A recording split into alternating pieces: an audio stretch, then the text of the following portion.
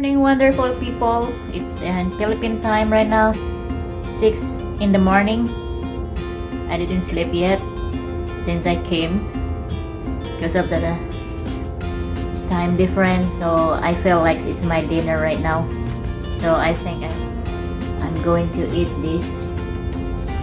I'll be here in Sheila Love Hotel for 7 days. For my 5th day, I'm going to have my swab test. Even I have swab test before I left in Edmonton. They said it's not valid, my swab test from there, so I have to swab test again. I paid 4,000 pesos for the swab test. For those non-OFW, you have to pay the swab test here, the hotel room and everything. But if you are OFW, it's overseas Filipino worker, they are all free. So that's the difference between two non-OFW and OFW. So I'm gonna have noodles for the next 7 days, noodles, biscuits, and everything, because they don't want me to order outside, like skip the dishes. They don't allow me. They want me to order only from the restaurant in this hotel. So I will try, maybe in the next couple days I'll try their food here, or I don't know. So yeah, that's 6 o'clock. My window is there, my bed is there. Yeah, and it's so small. I have only kettle and 1 jug of water for free here. Alright, so let me eat my dinner. Actually, it's my breakfast here in Philippines. This is my dinner, supposed to be in Edmonton time, but it's morning time here. So this is my breakfast, noodles. Yeah. So let me eat my breakfast first, and I will tell you what to do when you are planning to have a holiday or vacation in Philippines, or to see your family here while we still have in this quarantine protocol. Alright? Good morning, wonderful people. Kamusta kayong lahat? Kamusta po ang ating araw? So today is Sunday, early in the morning here in Philippines, 4:38 a.m. In Canada, Edmonton, it's 2:38. So I just had my shower, and I have this is my second meal as well. I don't feel like eating properly because of the time, and I don't know, because I was so tired from my travel. So I just left Edmonton. I didn't tell to anyone because it's just a surprise for my mom. It's been a long years. I didn't see my mom, my family, and everybody back home. So here in Philippines, what I mean. And I don't want anybody to know that maybe they're gonna tell to my mom. So sa mga kaibigan ko na hindi ko napagsabihan, pasensya na. So andito ako ngayon sa hotel Sheila Love. Malapit lang ito sa airport, isa in Pasay. Yung uwian ko is emergency. It's like we just called emergency because my mom has something on her chin. It's getting bigger, so kailangan ng mother ko to get surgery, and then my aunt. So umuwi ako. Gusto ko talagang umuwi dahil yung mga elders namin is tumatanda na, and mom is, I don't know if the doctor wants to get rid of those lumps on her chin. And my aunt, the other aunt, she has in bad condition right now, and some other they are getting old. So I told to myself that before my elders is signing off, I have to see them first. So we don't know the life, especially our situation in the world right now. So I sacrifice this just to see them and everybody. So my brother is here already in Philippines. I never see him for like 20 years. And his kids is getting older. I just see them once. The oldest one is almost 18 years old and the other one is 11 years old. So I sent him once last 2012. That was my first time when I visit Philippines, and my brother wasn't there when I came home. When I came home last 2012, that was the first time in 10 years. Now another 9 years from 2012 until now. It's another 9 years. This is my second time I visited my family and visited the Philippines. So it's time to come back, spend time for my family. And my cousin from Abu Dhabi, she's home. She just arrived a week before me. She quarantined here in Manila, and Saturday afternoon she left to our city, to our hometown. And I'm here too, so I have to wait 5 days to get my swab test and another 24 hours to wait. So I'll be here like 7 days before I can get to my hometown. Sa lahat ng mga kababayan kong gustong umuwi sa Pilipinas, medyo pahirapan ang pag-uwi, but sacrifice lang. So bago ako umalis sa Canada, nagpa-swab test ako, rapid test, pero ginawa nila sa ilong. So I got my result 24 hours after that. I did Wednesday and I got the result the next morning, Thursday morning. So I did that. I paid $150 so that I don't have any problem when I get into the plane, because I have to lay over in Japan for an hour and a half. So maybe there's some restrictions there. At least I have something to show that I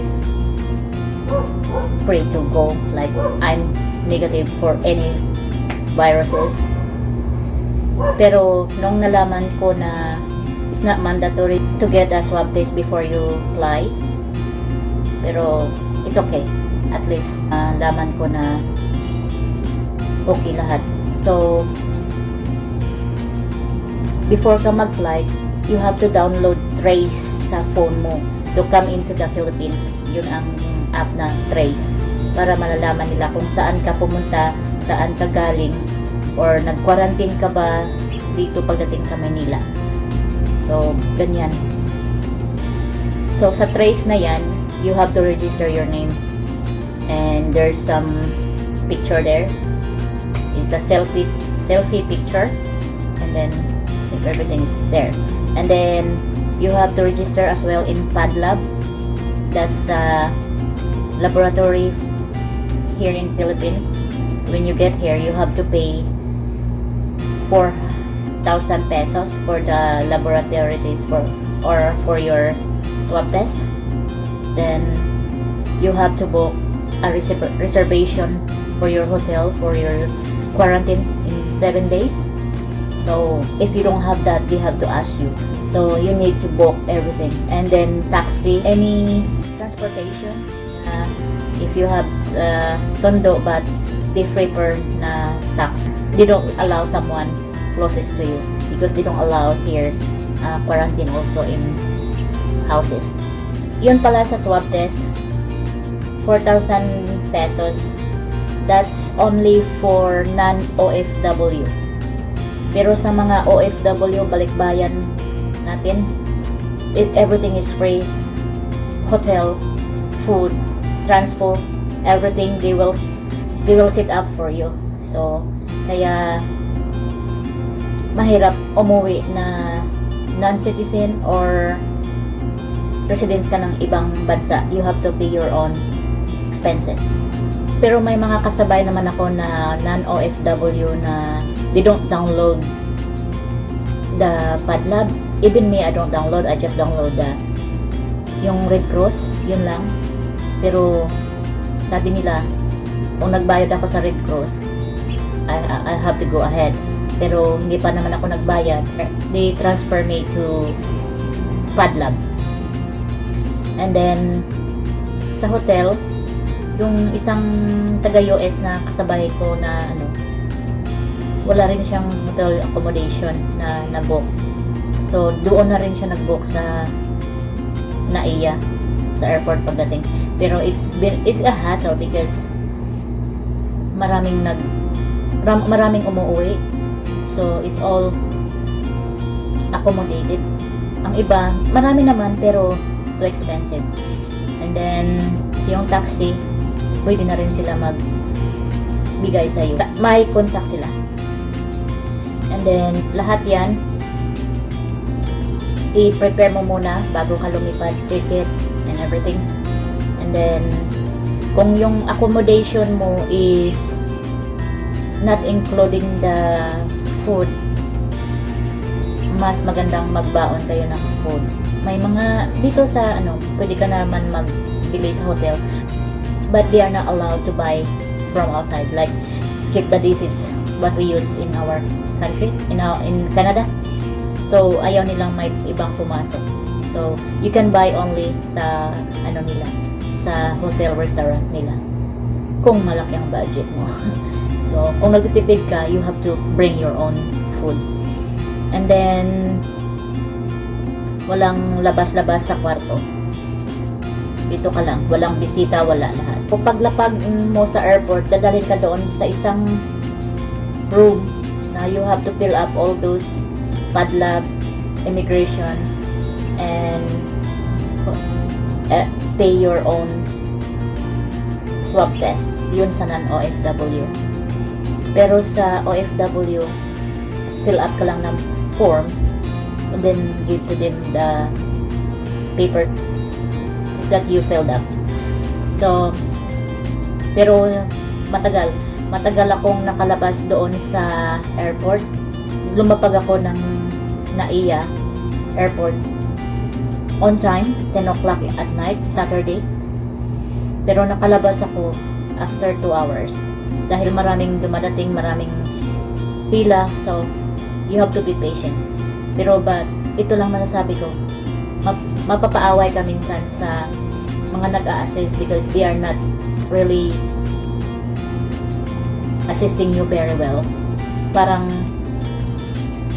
kang asong turo-turuan na, dito ka. Ma'am, dito ka, umupo ka dito. Something like, it's not soft. Alam mo yun? Sana pagod ang tao nagta-travel, guide them properly. Kasi hindi lahat ng tao alam ang mga protocol. Hindi alam ng tao na mag-fill up kung ano ang isusulat. Dapat may mga guide sila na ito, kung mag-fill up ka, may example silang paper sana kung paano mag-fill up. Kaso wala. Magtatanong ka, hindi naman sila friendly na mag-help. So, yun ang mag-aware kayo sa pagdating dito. So, what I have here in the hotel, it's one sink. Right there. Look at my hotel. A sink over here. And the washroom right in the front of that kitchen. And the bed. And I have a couch over too. And I have TV as well. So, it's fine. And I have a little desk here.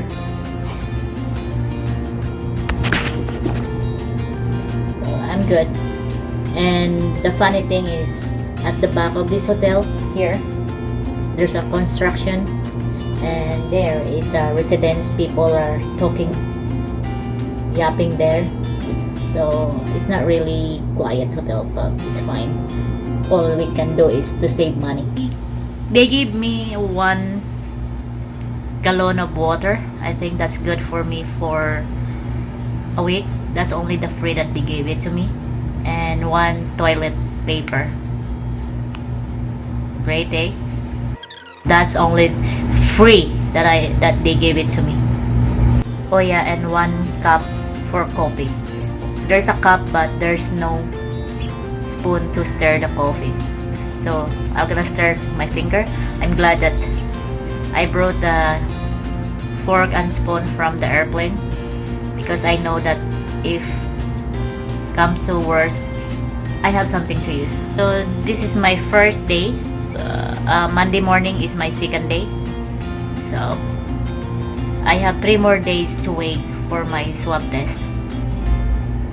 The pad lab is coming to a hotel and they are going to get the sample for my swab test. So kung gusto niyong umuwi talaga, patient ang kailangan mo.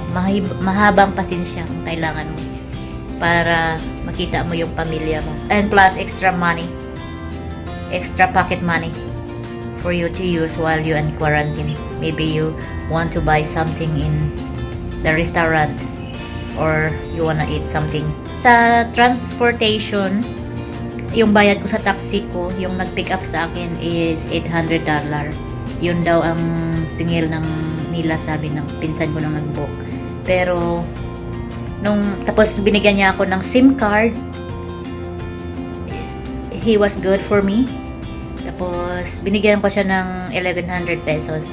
Pero nung na-drop off niya na ako dito sa hotel, not even 15 minutes, pero parang I realized na 800 pesos is too much. But it's fine. As long as nakarating ako dito sa hotel. So mga 5:15 na ngayon. Maya-maya magsa-sunrise na. So ipapakita ko yung likod ng hotel para makakita naman kayo ng Pilipinas. So ito ang mga food kong dala. Buti na lang may nagdala ko ng konti. At saka bumili ako ng tubig doon sa tindahan. Ayan, galing pa ng Edmonton yan. Ayan. Tapos yung juice galing din sa tindahan. At saka walang mag-home service sa inyo dito. Kailangan mong tumawag. Kung something happen or something that you need, tawag lang, pero they don't knock your door na sabihin na magdilinis sila or magde-deliver sila ng new towel. Wala. So you have to call. Tapos kailangan mong may Philippine number ka bago dumating dito. Kasi kailangan yan sa padlab. At kung wala kang number, you have to get the number of your family member here para ikontak kanila dito sa hotel through Facebook kami messenger kung may kailangan ako.